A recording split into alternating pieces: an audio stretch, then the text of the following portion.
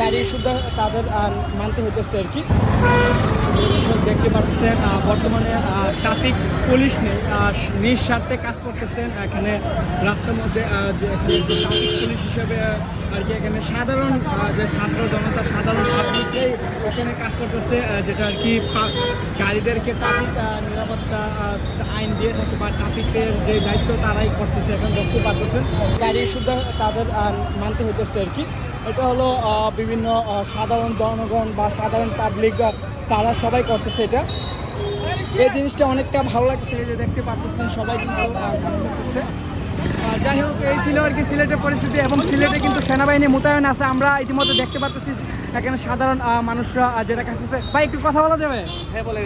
আপনি যেটা কাজ করতেছেন কতক্ষণ ধরে? প্রায় আমরা 12টা থেকে আসি।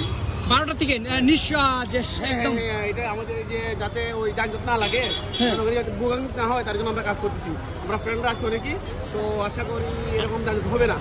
এই মামা যাই হোক, এটা দেখে অনেকটা ভালো লাগলো। দেখতেই পারতেছেন এখানে যেহেতু যানজট না লাগার জন্য যে আমরা দেখতে পারতেছি অনেক গাড়ি যানজট জন্য না হয় আমরা দেখতে পারতেছি।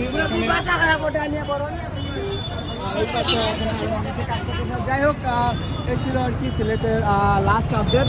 আর কে কোথায় থেকে ভিডিওটা দেখছেন সেটা অবশ্যই কমেন্টে জানাবেন এবং আপনাদের এলাকার পরিস্থিতি সেটাও জানাবেন। ওকে, ভালো থাকেন, সুস্থ থাকেন।